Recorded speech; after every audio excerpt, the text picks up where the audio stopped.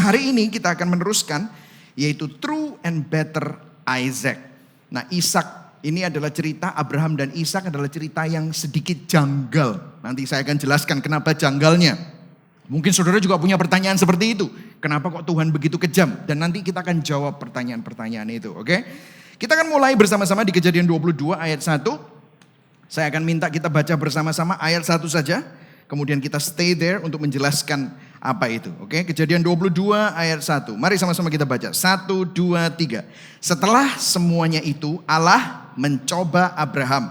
Ia berfirman kepadanya, Abraham, lalu sahutnya, ya Tuhan. Berhenti di situ dulu.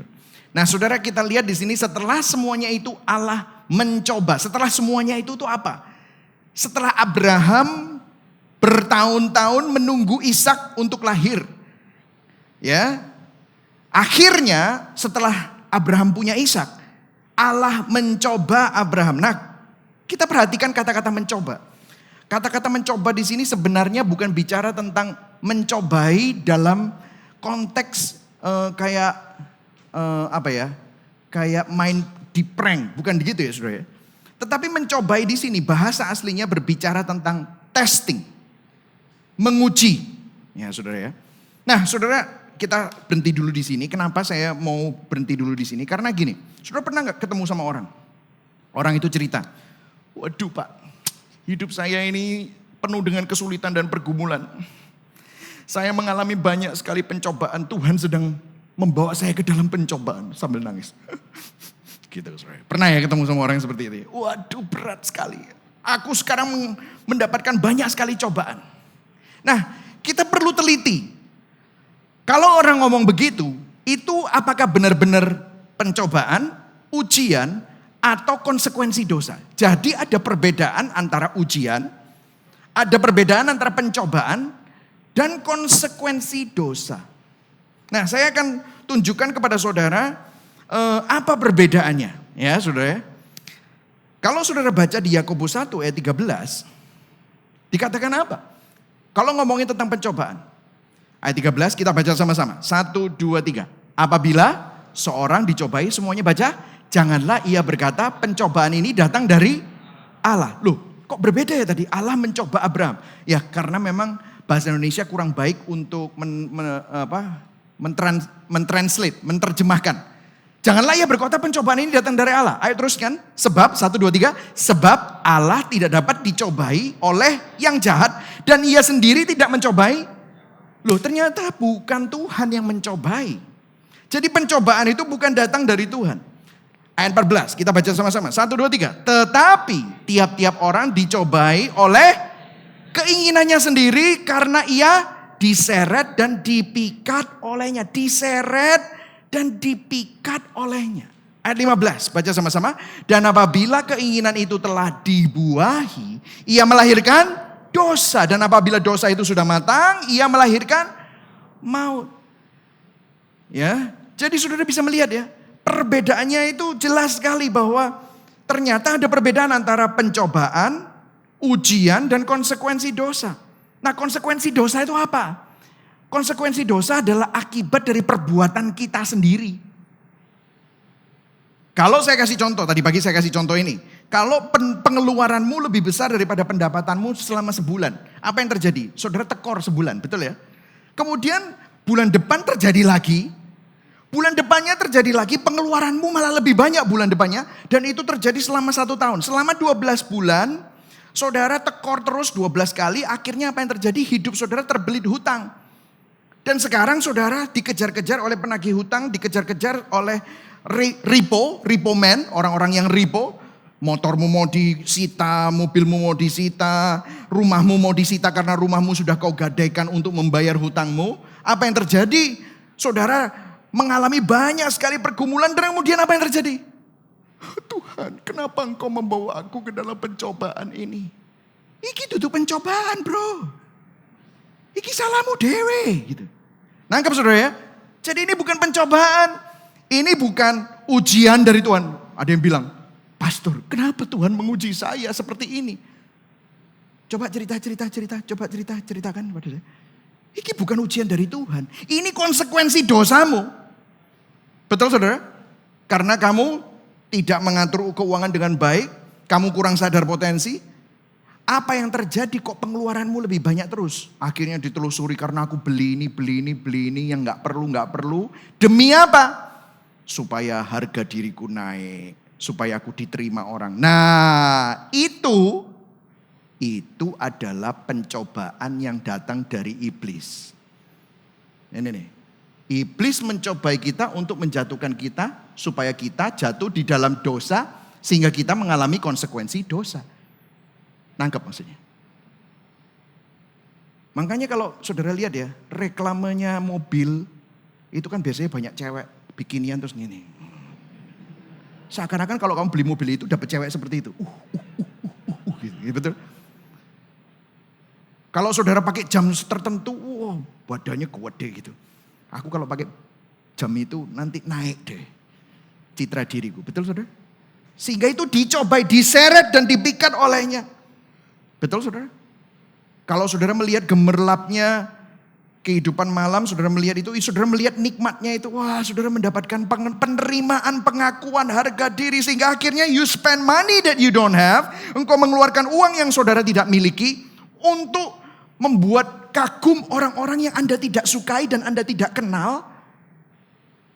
Dan akhirnya Anda terbelit hutang dan jatuh ke dalam berbagai-bagai macam konsekuensi dosa.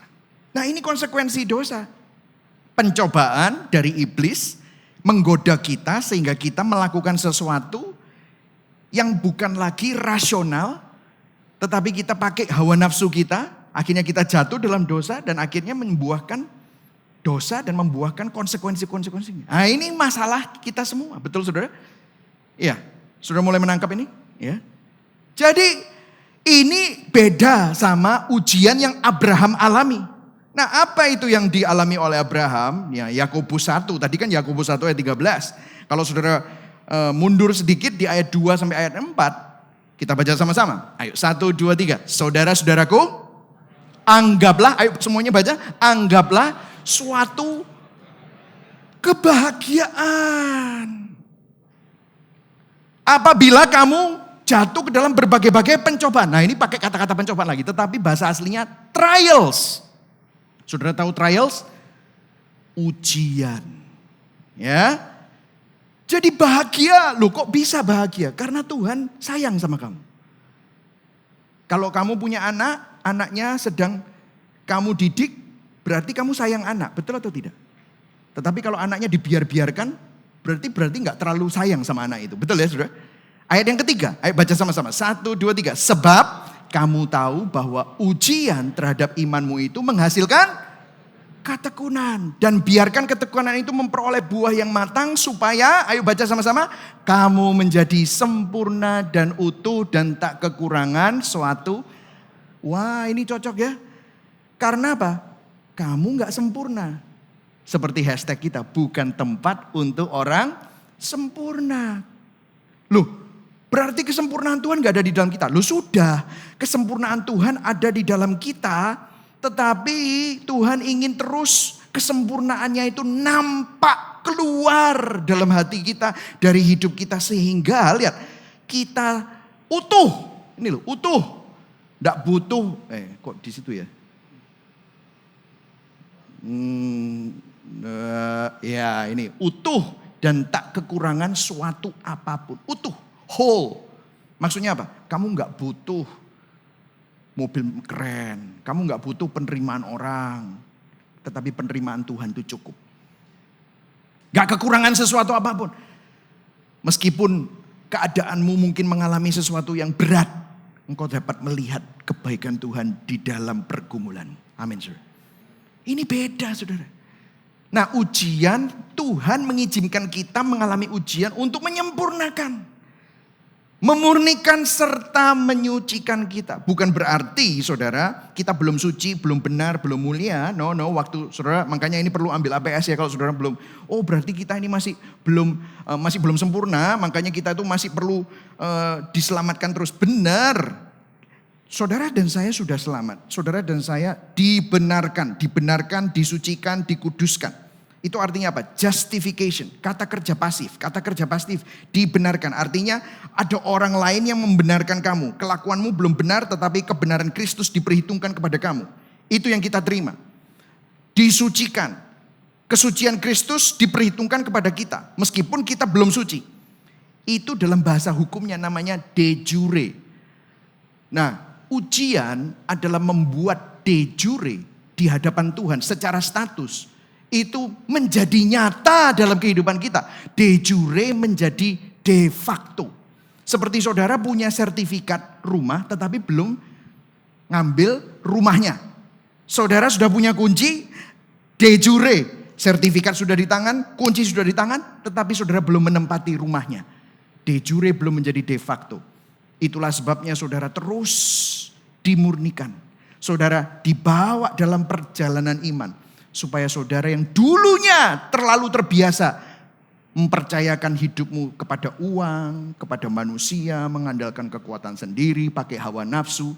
Saudara diproses sehingga saudara tinggalkan hal-hal tersebut. Dan saudara semakin percaya kepada Tuhan. Karena dialah sumber kehidupan kita. Nangkep saudara? Nah ini yang terjadi di dalam hidup Abraham. Jadi kalau saudara lihat. Apa yang terjadi? Ujiannya seperti apa? Oke, ayat 2. Oke saudara, kita baca sama-sama. Firman-Nya, ambillah anakmu yang tunggal itu yang kau kasihi, yakni Ishak. Pergilah ke tanah Moria dan persembahkanlah dia di sana sebagai korban bakaran pada salah satu gunung yang akan kukatakan kepadamu. Nah saudara, kalau saudara lihat Abraham mengalami ujian. Di sini ujiannya berat saudara. Di sini jujur ya saudara, agak aneh ujiannya. Kenapa? Karena Abraham diminta oleh Tuhan untuk mempersembahkan Ishak sebagai korban bakaran. Artinya Ishak harus dibunuh. Kemudian Ishak harus ditusuk. Habis itu Ishak harus dibakar jadi korban bakaran. Apa artinya ini? Apakah ini artinya Tuhan kita adalah Tuhan yang kejam. Yang menginginkan korban manusia. Tuhan tidak berperi kemanusiaan. Tuhan menginginkan Abraham melakukan sesuatu yang violent.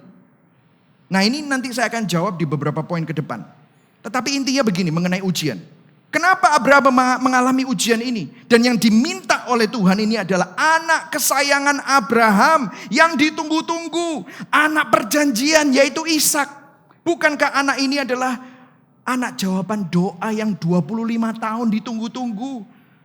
Abraham itu sampai ganti nama loh. Dulu namanya Abram jadi Abraham yang artinya adalah bapak orang beriman. Saudara ketemu sama Abraham, wah luar biasa namanya ya. Bapak orang beriman, anakmu berapa? Kakek anakmu berapa? Belum punya. Oh, saudara langsung pikir, sakno iki yo. Wis pikun kongkong iki yo. Baru ganti nama, bapak orang beriman, bapak segala bangsa. Tapi gak duwe anak. Oh iya. Kong, ya. Ayo mangan, ayo mangan. Alzheimer, ya kan? Saudara pasti mikir gitu ya saudara. Ya dia seperti orang gila. Sampai Sarah umur 90 tertawa. Diso, aku iso oma kok iso meteng iku ya apa gak iso. Gak mungkin bisa. Aku hamil gak mungkin. Tetapi tiba-tiba secara supranatural ini adalah anak terobosan, anak mujizat, anak yang merupakan jawaban doa. Dan ini adalah bukti iman Abraham. Saudara, ujian ini berat sekali. Kenapa? Karena Abraham mendapatkan Ishak begitu susah, begitu lama, tunggunya lama, begitu tidak mungkin, begitu dapat. Kenapa kok diminta sama Tuhan? Nah saudara, ini kita perlu pikirkan kenapa ya? Ada sebuah pelajaran yang kita bisa dapatkan. Nah saya akan berikan pelajaran-pelajaran, pesan-pesan yang kita bisa dapatkan dari cerita ini. Nanti kemudian saya akan sambungkan apa maknanya kepada Injil. Nah saudara, pesan-pesan ini apa? Salah satunya adalah ini saudara. John Calvin, seorang tokoh reformasi yang kita kenal. Ya, seorang tokoh reform yang sangat terkenal yang memberikan doktrin-doktrin yang luar biasa. Dia berkata begini, kalau saudara mengikuti khotbah berseri Gibeon, selalu pasti sering mendengar quote ini. John Calvin bilang, the human heart is a factory of idols. Hati manusia adalah pabriknya berhala saudara.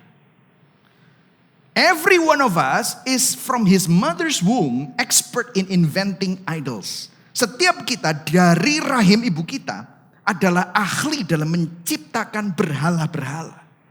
Apa yang dimaksudkan berhala-berhala di sini? Nah, Tim Keller dalam bukunya Counterfeit God, saya sangat rekomen bukunya ini, dan kalau saudara ada terjemahan bahasa Indonesia yang diterjemahkan oleh Perkantas Jatim, ya saudara bisa dapatkan. Ada begitu banyak bukunya, dan buku Counterfeit God ini, Tim Keller berkata begini, idolatry mean turning a good things into an ultimate thing. We say unless I have that, I am nothing. Penyembahan berhala adalah mengubah sesuatu yang baik, termasuk anak, termasuk suami, termasuk istri, termasuk pekerjaanmu, termasuk kekayaanmu, kesuksesanmu. Baik gak? Baik.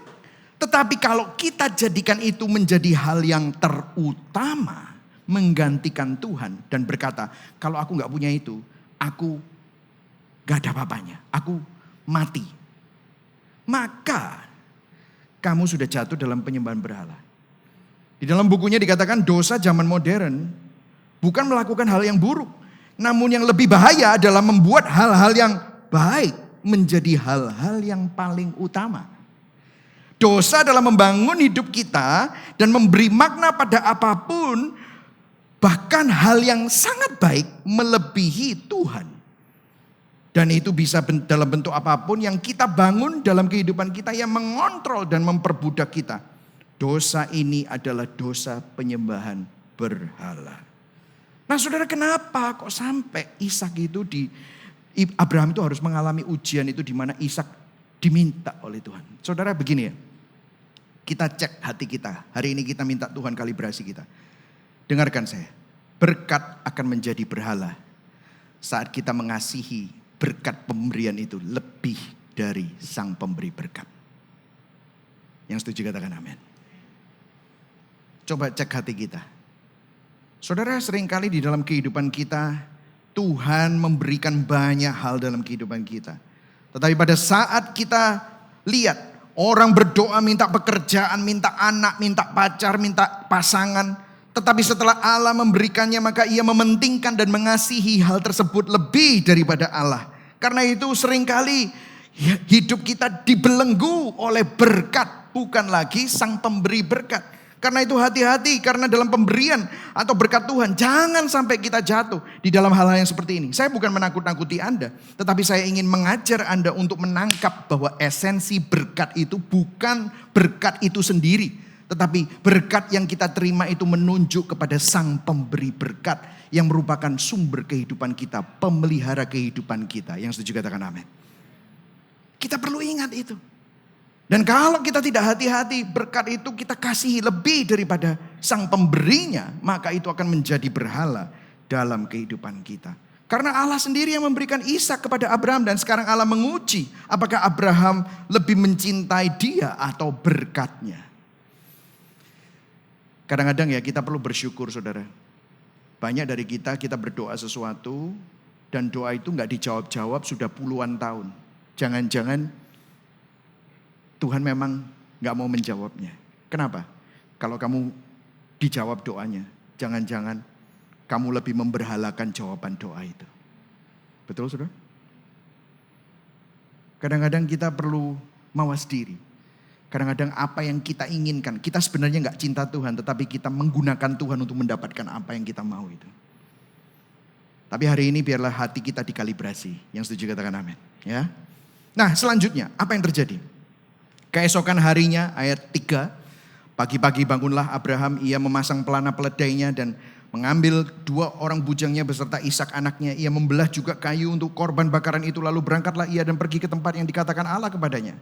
Ketika pada hari ketiga, saudara dengarkan, ketika pada hari ketiga Abraham melayangkan pandangnya, kelihatanlah kepadanya tempat itu dari jauh. Kata Abraham kepada kedua bujangnya, tinggallah kamu di sini dengan keledai ini. Aku beserta anak ini akan pergi ke sana, kami akan sembahyang, bahasa aslinya worship. Sesudah itu kami kembali kepadamu. Ini luar biasa, imannya bilang kami akan kembali kepadamu. Kami, bukan aku, kami. Ayat 6. Lalu Abraham mengambil kayu untuk korban bakaran itu dan memikulkannya ke atas bahu Ishak, anaknya. Sedang di tangannya dibawanya api dan pisau. demikianlah keduanya berjalan bersama-sama. Saudara, semua yang saya garis bawahi dan saya kasih guru besar itu akan ada makna-makna Injilnya nanti. Lalu berkatalah Ishak kepada Abraham ayahnya, "Bapa," sahut Abraham, "Ya anakku," bertanyalah dia. "Di sini sudah ada api dan kayu, tetapi di manakah anak domba untuk korban bakaran itu?" Sahut Abraham, "Allah yang akan menyediakan anak domba untuk korban bakaran baginya anakku." Wow, pertanyaan ini adalah pertanyaan profetik, saudara. Demikianlah keduanya berjalan bersama-sama. Saudara, saya mengajak kita ya untuk masuk ke dalam benak Abraham ya. Gila ya. Kira-kira apa yang ada di dalam pikiran dan hati Abraham? Saudara, kalau saya jadi Abraham mungkin berat sekali. Di dalam hatinya, man, this is crazy ya. Tetapi kita bisa melihat ini Abraham taat, Abraham melakukannya. Saya yakin Abraham melakukan ini bukan dengan kekuatannya sendiri. Saya yakin anugerah Tuhan memampukan Abraham untuk melakukannya dengan kemauannya sendiri. Tetapi dibantu oleh anugerah Tuhan dan dimampukan oleh kuasa Roh Kudus. Sehingga Abraham melakukannya karena ada maksud dan makna yang lebih besar. Nah, kira-kira apa yang ada di dalam pikiran dan hati Abraham? Nah, untuk menjawab pertanyaan ini ya saudara. Saat kita menjawab pertanyaan ini, jangan kita berspekulasi, berandai-andai. Saya mau berkata kepada hamba Tuhan yang nonton video ini juga. Saya tahu begitu banyak orang yang hamba Tuhan yang nonton khotbah berseri ini. Bahkan yang Roma ya, The Gospel Eksposisi Kitab Roma. Saya mau berkata kepada kita hamba Tuhan ini jujur aja ya. Kita ada di dalam ekosistem yang seperti itu. Kadang-kadang kan kita bilang, saya bingung dengan firman ini. Maka tadi malam saya bergumul dan saya tanya sama Tuhan. Wah. Terus kemudian Tuhan ngomong gini sama saya. Wah gitu. Wah ini bahaya saudara ya. Tuhan ngomong gini sama saya, terus Tuhan, kita dengar dari Tuhan, bisik-bisik seakan-akan Tuhan itu ngomong langsung kepada kita. Apakah itu bisa? Saya tidak bisa bilang ya atau tidak, tetapi yang pasti, apapun yang saudara dengar, itu harus dicocokkan dengan firman Tuhan. Amin saudara. Kalau saudara bingung tentang apa yang ada di dalam hati Abraham dan yang memampukan Abraham untuk melakukan itu, jangan berandai-andai, jangan berspekulasi untuk gatuk-gatukkan. Tidak bisa saudara. Kita harus memakai Alkitab. Biarlah Alkitab menjelaskan Alkitab. Atau kalau enggak bilang gini, oh saya dapat pewahyuan. Wah gitu. Pewahyuan di luar Alkitab itu menghasilkan kesesatan. Amin. Jadi kalau ada pendeta yang bilang pewahyuan, saya percaya pewahyuan di luar Alkitab. Karena Tuhan langsung ngomong sama saya. Dia masih hidup di dalam perjanjian lama.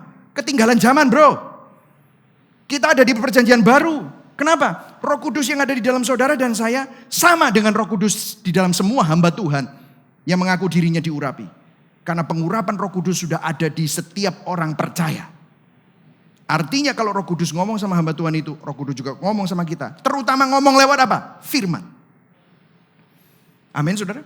Jadi kalau saudara dengar di ekosistem kita, wah ini pewahyuan luar biasa. Itu sebenarnya bukan pewahyuan, iluminasi. Iluminasi adalah firman menerangi hati kita sehingga kita jadi faham arti firman itu. Nangkap ya saudara? Jadi itu bukan pewahyuan, stop saying pewahyuan. Karena pewahyuan itu sudah selesai dari kejadian sampai wahyu.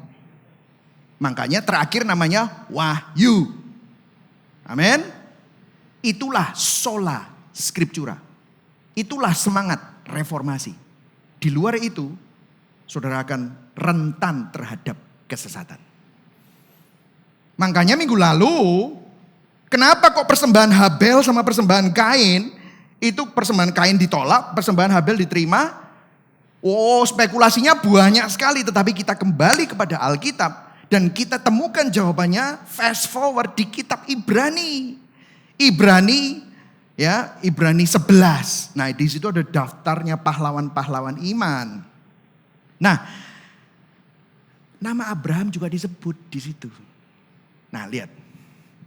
Ini loh. Jadi kalau mau tahu apa yang ada di benak Abraham, jangan berandai-andai. Lihat Alkitab. Lihat ayat 17. Kita baca sama-sama. 1, 2, 3. Karena maka Abraham tatkala ia dicobai mempersembahkan Ishak, ia yang telah menerima janji itu rela mempersembahkan anaknya yang tunggal. Walaupun kepadanya telah dikatakan keturunan yang berasal dari Ishaklah yang akan disebut keturunanmu. Jadi Abraham tahu Ishak ini loh yang akan menjadi anak perjanjian dan bapak dari segala bangsa ya. Dia Ishak, bukan satunya. Ishak. Tetapi dia gak peduli. Dia tetap melakukannya karena apa? Ayat 19, lihat. Kita baca sama-sama. 1, 2, 3. Karena ia berpikir bahwa Allah berkuasa membangkitkan orang-orang sekalipun dari antara orang mati. Dan dari sana ia seakan-akan telah menerimanya kembali. Wah. Ternyata imannya yang menyelamatkan. Imannya yang membuat dia taat. Bukan karena yang lain, saudara. Jadi saudara ya, situasi, pergumulan, masalah, konsekuensi dosa sekalipun, ujian. Saudara gini loh, ujian mengungkapkan kualitas iman kita. Yang setuju katakan amin. Kenapa? Kalau semuanya baik-baik saja, saudara akan mudah sekali berkata, aku orang beriman, Tuhan itu baik. Gampang ngomong kayak gitu. Kenapa? Semuanya baik-baik, kamu sehat, harmonis, duit ada, cukup, nyaman, semuanya terpenuhi. Tuhan itu baik ya. Tetapi pada saat semuanya salah, semuanya kacau. Apa yang menjadi dambaanmu yang sudah kamu dapatkan setelah bergumul bertahun-tahun. Diminta sama Tuhan, mau diambil sama Tuhan.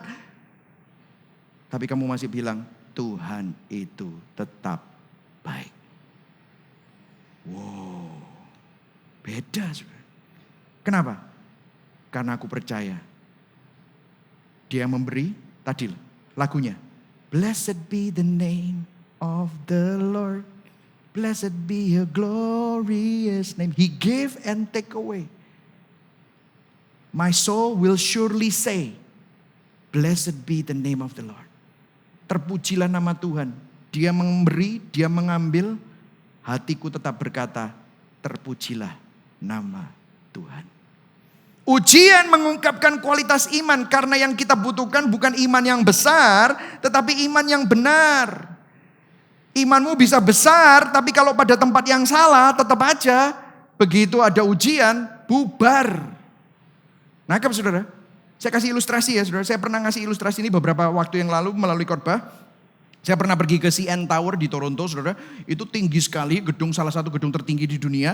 Dan di tempat yang paling atas itu ada lantai kacanya saudara. Lantai kacanya itu ditunjukkan itu saudara. Lantai kacanya itu tebalnya lebih tebal daripada cor-coran beton saudara. Tetapi saudara bisa lihat, dan saudara waktu di sana itu kira-kira hampir 1 kilo dari bawah tanah itu kepada puncaknya CN Tower itu. Dan saudara kalau saudara jalan di situ ngeri saudara. Saya berdiri, saya mau coba jalan tuh kaki saya gemeter. Bisa ser. Aduh, keri-keri sedap gitu loh saudara. Aduh, kok ngeri ya gitu saudara. Tapi ada orang di sana ya, ada orang bule gitu ya. Terus badannya besar gitu. Saya lagi ngeri-ngeri gitu. Terus tuh dia ada jalan di sebelah saya. Dung. Wah saya sampai, mencolot saya. Wah dia aku gitu. Terus dia dung gitu. Wih cek wanine aku pikir gitu saudara ya. Saya bilang, dia berani sekali gitu ya. Tetapi apa yang menahan saya dan orang itu? Apakah karena iman saya atau imannya orang itu? Apakah karena imannya dia kuat, dia dung gak pecah? Atau begitu saya berdiri di situ terus karena saya terus mulai retak. Mulai retak. Lu mateng kon gak kuat. Gara-gara imanmu sih bro. Iku mangkane retak kabeh. Apakah begitu? Enggak. Yang menahan kekuatannya itu loh. Yang menahan kekuatannya bukan imannya orang itu yang badannya lebih besar dari saya terus dia berani gini-gini. Atau saya yang masih takut-takut yang kerasa seliwur sampai apa ya namanya. Ya pokoknya gitulah saudara. Berdiri di atas itu. Enggak. Ketebalan dari kacanya itu yang menahan saya. Betul saudara? Dan itu yang menyelamatkan saya enggak jatuh ke bawah. Saudara paham? Masih belum paham kayaknya. Saudara naik pesawat, maskapai Indonesia. maskapai Indonesia itu ada yang rentan kecelakaan. Ya enggak selalu kecelakaan, tetapi lebih banyak daripada maskapai yang lain. Enggak usah nyebut merek ya saudara. Ya. Tetapi maskapai yang paling hebat pun juga pernah kecelakaan. Betul ya saudara? Saudara waktu naik pesawat tersebut, saudara bisa tenang. Ada orang yang enggak peduli naik maskapai apa aja, mau yang kecelakaannya secara statistik lebih banyak atau yang enggak. Begitu duduk, seatbelt pasang, turun. Yang satunya keringat dingin, ketakutan waktu take off kakimu iso melok-melok, ngegas ngerem. Saudara pernah nyetir disetirin orang ngeri-ngeri terus sudah ngerem ngegas. Apa gunanya? Ini nggak bisa ngerem gitu loh. Emangnya ada rem gitu terus saudara gini-gini, aduh gitu. Nggak bisa. Kenapa? Karena saudara mempercayakan hidup saudara kepada pesawatnya dan pilotnya. Yang tidur dan yang keringet dingin yang sambil ngegas ngerem sama-sama sampai. Betul nggak? Apakah karena imanmu nggak kuat terus saudara keringet dingin ngegas ngerem pesawatnya mana? Nggak gitu. Enggak kan? Nggak peduli. Pesawatnya tetap sampai. Yang kita butuhkan iman bukan iman yang besar. Meskipun imanmu kadang-kadang tetapi kalau kamu taruh kepada Kristus. Tetapi kalau kamu taruh kepada salibnya. Kalau kamu taruh kepada Tuhan yang lebih tebal dari ketebalan kaca manapun. Dia akan menopang hidupmu. Ujian apapun tidak akan membuat engkau goyah. Seperti rumah yang dibangun di atas batu karang yang teguh. Siapa batu karangnya? Yesus Kristus. Kamu gak akan tergoyahkan. Yang setuju katakan amin. Yang setuju berikan tepuk tangan buat Tuhan yang memegang hidup kita. Amin saudara. Dan lihat. Tetapi berserulah malaikat Tuhan dari langit kepadanya. Abraham, Abraham sautnya, ya Tuhan. Lalu ia berfirman, jangan bunuh anak itu. Jangan kau apa-apakan dia. Sebab telah ku ketahui sekarang bahwa engkau takut akan Allah. Dan engkau tidak segan-segan untuk menyerahkan anakmu yang tunggal itu kepadaku. Lalu Abraham menoleh dan melihat seekor domba jantan di belakangnya yang tanduknya tersangkut dalam belukar. Abraham mengambil domba itu lalu mengorbankannya sebagai korban bakaran pengganti anaknya. Dan Abraham menamai tempat itu Tuhan menyediakan Jehovah Jireh. Sebab itu sampai sekarang dikatakan orang di atas gunung Tuhan akan disediakan. Saudara, apa yang kita bisa pelajari di sini? Penyertaan dan penyediaan Tuhan serta anugerah kasih karunia tidak pernah meninggalkan kita di saat kita melewati ujian itu. Abraham yang nyuruh Tuhan, Abraham didampingi Tuhan, pada saat yang terakhir Abraham juga menyediakannya. Abraham menyelesaikannya. Yang setuju katakan amin. Tuhan tidak pernah meninggalkan kita di saat kita melewati ujian ini. Dan by the way, kata-kata Jehovah Jireh itu bukan penyediaan receh. Seperti kamu gak ada duit, dapat duit. Gak ada gangdau, dapat gangdau. Apakah itu termasuk? Ya termasuk bisa. Tetapi Jehovah Jireh di sini adalah Tuhan menyediakan keselamatan. Nanti saya akan masukkan ke sana. Tapi saudara melihat ya, penyertaan dan penyediaan Tuhan itu tidak pernah meninggalkan umatnya. Jadi hari ini apa yang sedang saudara hadapi? Apakah itu ujian? Apakah itu masalah? Apakah itu pencobaan? Atau konsekuensi dosa? Dia tidak pernah meninggalkan saudara. Yang setuju katakan amin. Nah, kalau saya tutup khotbah saya sekarang dan altar call, maka khotbah ini sudah menjadi khotbah yang cukup bagus dan gospel center. Saudara bisa pulang dan makan siang gitu saudara. Tapi khotbah ini hanya akan menjadi khotbah yang legalistik dan moralitas kalau saya tutup sekarang. Karena apa? Kesimpulannya kamu harus jadi seperti Abraham. Betul gak? Saya mau kasih tahu itu tetap aja bukan kabar baik saudara. Seperti di minggu yang pertama, kalau kita membahas Adam, mengapa kok kita semua keturunan Adam jatuh ke dalam dosa, gara-gara Adam nenek moyang kita semua jatuh dalam dosa sehingga kita semua kena getahnya, imbasnya, konsekuensinya, dan kita bilang Tuhan gak adil. Di sini juga kasusnya sama, mengenai ujian terhadap Abraham, karena pertanyaan tadi yang saya pertanyakan di awal belum terjawab. Pertanyaannya apa? Kenapa Tuhan begitu kejam? Kok minta anaknya untuk dikorbankan? Artinya disembelih loh saudara. Habis itu dibakar. Ini Tuhan gak berperi kemanusiaan atau apa? Banyak kritik-kritik Alkitab terhadap cerita Alkitab ini berkata bahwa Tuhan menginginkan korban manusia, bahwa Tuhannya orang Kristen itu atau Tuhannya orang Yahudi itu haus darah. Nah saudara, kita perlu sadar pada waktu Alkitab menjelaskan hal-hal yang aneh seperti ini, atau meminta tokoh-tokoh di Perjanjian Lama melakukan sesuatu yang janggal, itu sebenarnya maknanya ada makna yang lebih besar dalam konteks prophetic reenactment. Jadi pemeragaan yang profetik. By the way, prophetic reenactment itu sudah tidak berlaku sekarang. Kenapa? Karena semua nubuatannya sudah dipenuhi di dalam Kristus. Jadi kalau sekarang itu banyak, sekali lagi kita hidup di dalam ekosistem yang seperti itu, banyak pemeragaan profetik. Wah, pakai sapu tangan, pakai bola, saudara, disebul-sebul gitu ya, saudara. Pedang, wah ada pedang, ini pedang roh gitu, saudara. Aneh-anehan gitu, saudara. Itu sudah nggak berlaku. Prophetic reenactment ini hanya terjadi di Perjanjian Lama. Kalau saudara ingat, prophetic reenactment terjadi pada Hosea. Hosea disuruh mengawini seorang pelacur. Nabi loh suruh mengawini pelacur. Kenapa? Karena itu gambaran Allah yang sudah mengasihi umatnya, menyelamatkan umatnya, tetapi umatnya terus melacurkan diri dan percaya kepada berhala-berhala. Itu namanya pelacuran rohani, perjinahan rohani. Makanya Hosea disuruh mengawini seorang pelacur untuk menunjukkan bagaimana Tuhan mengasihi umatnya.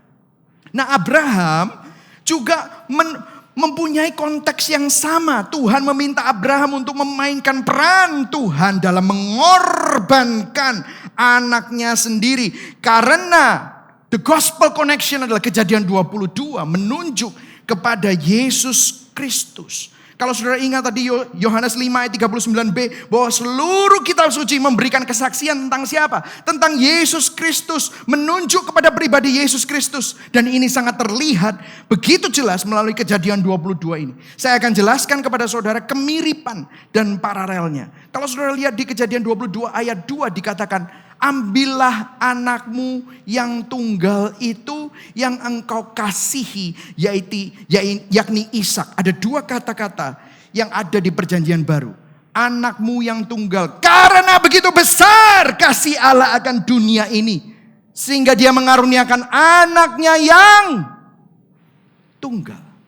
Supaya barang siapa yang percaya kepadanya tidak binasa. Mengaruniakan ini mengorbankan. Yang engkau kasih, the beloved. Masih ingat waktu Yesus dibaptis oleh Yohanes Pembaptis.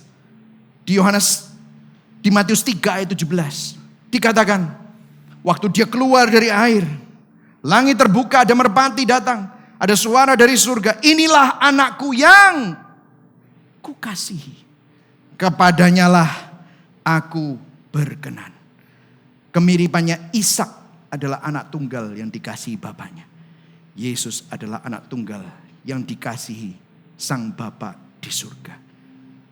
Ayat 6 dikatakan Abraham mengambil kayu untuk korban bakaran itu dan memikulkan ke atas bahu Ishak anaknya, dan mereka mendaki gunung Moria. Begitu juga kalau saudara perhatikan, Allah Bapa memberikan anaknya. Supaya anaknya apa? Mengambil kayu. Kayunya bukan kayu korban bakaran, tetapi kayu salib. Memikulkannya ke atas bahu Yesus.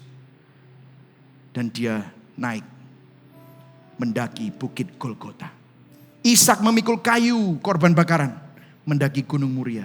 Yesus memikul kayu salib, mendaki Golgota. Dan Kejadian 22 ayat 6b sampai 8 dikatakan, demikianlah keduanya berjalan bersama-sama. Ada dua kali, di atas dan di bawah. Demikianlah keduanya berjalan bersama-sama. Ada suatu kerelaan, ada suatu sukarela, ketaatan yang mutlak. Dan kalau sudah perhatikan, Ishak taat sama Abraham, berjalan bersama-sama ke gunung. Itulah sebabnya Yesus di Taman Getsemani dia berdoa kepada Bapaknya, karena dia bisa melihat bagaimana dirinya harus mendaki bukit Golgota, harus menyusuri Via Dolorosa, memikul salib. Dia bilang, Bapa, Kalau bisa cawan ini berlalu, tetapi bukan kehendakku, namun kehendakmu. Bukan keinginanku, tetapi kehendakmu saja yang jadi. Disinilah saudara bisa melihat Ishak taat kepada bapaknya untuk dikorbankan.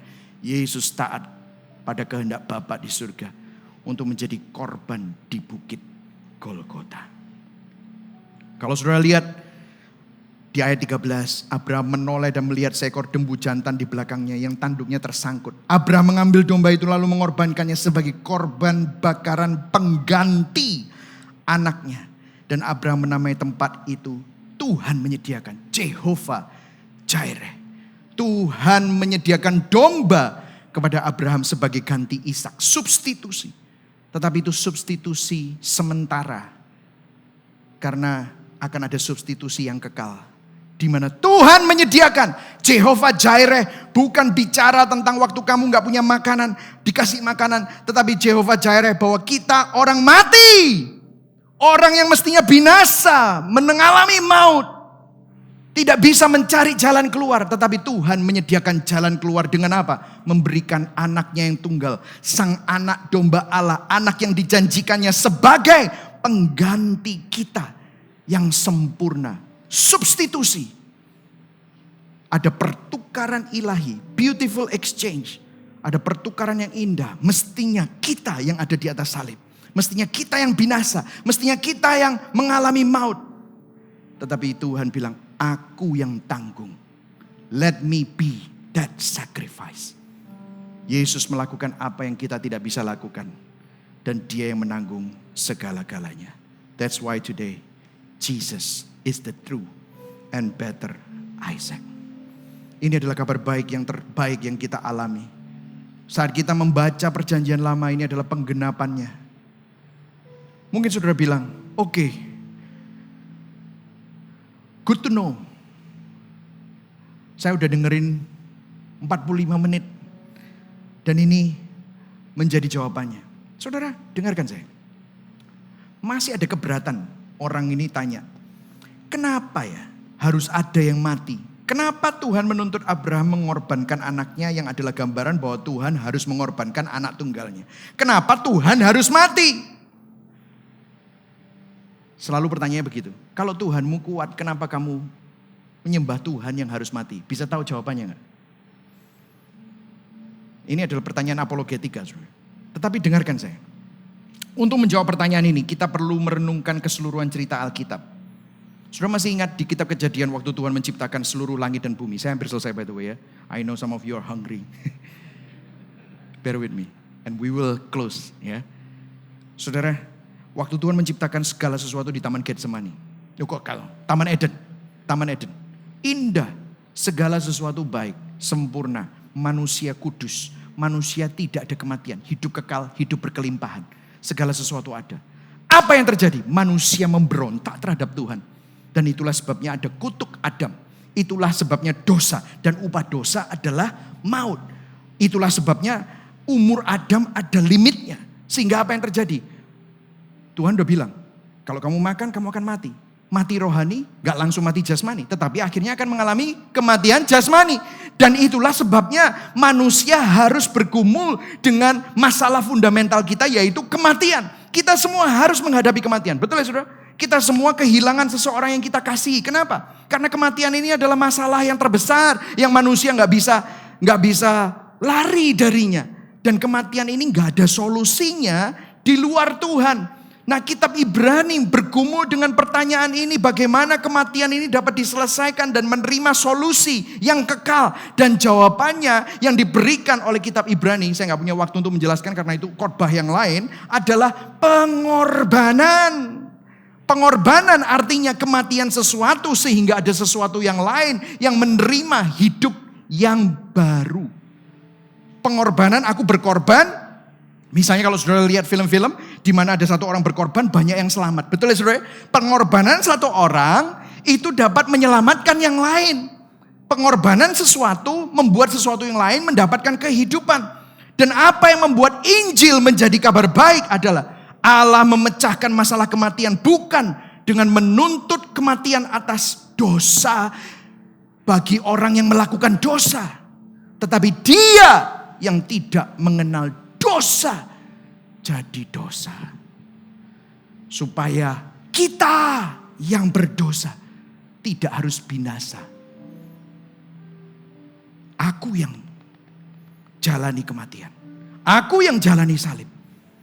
Supaya barang siapa yang percaya kepadaku tidak binasa, tidak mati. Aku yang berkorban. Aku gak suruh kamu berkorban. Aku yang berkorban. Supaya kamu yang percaya kepadaku memperoleh kehidupan. Itulah sebabnya Injil adalah kabar baik. Dan ini disimpulkan oleh Rasul Paulus. Di Roma 8 ayat 32. Ayo kita baca. Mari sama-sama kita panggil berdiri. Sudah selesai saya. Sudah diberkati hari ini? Ini implikasinya, lihat. Kita baca sama-sama. Yang di sebelah sana, yang di atas. Kita baca, yang online baca sama-sama. 1, 2, 3. Ia yang tidak menyayangkan anaknya sendiri, tetapi yang menyerahkannya bagi kita semua. Bagaimanakah mungkin ia tidak mengaruniakan segala sesuatu kepada kita bersama-sama dengan Dia. Saudara, kalau saudara perhatikan, Allah Bapa mengorbankan anaknya yang tunggal, Yesus Kristus, untuk menebus kita. Tidak ada harga yang lebih mahal dari itu. Dia bayar semuanya. Kalau Tuhan bayar begitu mahal, bahkan nyawanya sendiri, bagaimana mungkin Tuhan tidak memberi Anda apa yang Anda butuhkan untuk mengalahkan, mengatasi, bertahan terhadap semua ujian, krisis, atau apapun yang sedang saudara hadapi. Amin, saudara. Yang setuju katakan amin. Yang setuju berikan kemuliaan buat Tuhan. Amin, saudara. Saya bisa undang para musisi bisa naik maju ke depan. Saudara, kembali kepada reformasi. Kalau saudara lihat salib, di sini nggak ada gambar salib ya saudara. Ini gereja satu yang agak-agak duniawi mungkin ya. Kurang ada salibnya gitu. Biasanya ada di di screen gitu ya. Saudara, kalau saudara lihat gambar salib Kristen Protestan. Ini kan kita merayakan reformasi. Salibnya kosong, betul ya? Salibnya kosong. Kenapa? Gambar salib itu kita tidak bisa pungkiri, itu menunjukkan kematian Kristus. Kalau kita lihat salib, kita ingat bahwa kematian Kristus adalah penghiburan yang terindah. Karena apa? Harga yang paling mahal, mujizat yang terbesar yang Tuhan pernah lakukan sudah dibuktikan melalui salibnya. Tetapi puji Tuhan, salibnya kosong. Kenapa? Karena Kristus sudah bangkit. Artinya apa? Kebangkitan Kristus adalah pengharapan terbesar bagi kita umatnya. Kenapa? Artinya Dia sudah menang. Mau tidak berkuasa lagi atas hidup saudara. Dosa sudah dikalahkan. Makanya di Roma 8 ayat 37. Ayo kita baca sama-sama. 1, 2, 3. Tetapi dalam semuanya itu kita apa? Lebih daripada orang-orang yang menang oleh Dia yang telah mengasihi kita. Berikan tepuk tangan buat Tuhan. Katakan sama-sama, saya lebih daripada pemenang. Amin. Karena siapa yang menang? Yesus sudah menang dan Yesus bersama dengan saudara. Namanya Immanuel. Katakan sama-sama, Immanuel. Dia bersama dengan saya. Dia bersama dengan keluarga saudara. Dia bersama dan menggandeng tangan saudara.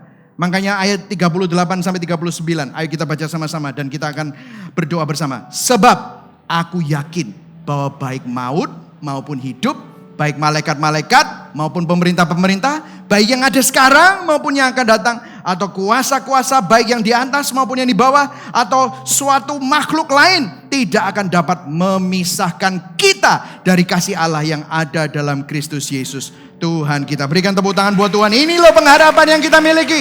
Oi, jangan takut. Jangan takut. Ini yang membuat kita bisa menang di dalam pandemi. Karena Kristus kita lebih dari pemenang. Amin, saudara. Mari sama-sama kita nyanyikan lagu ini.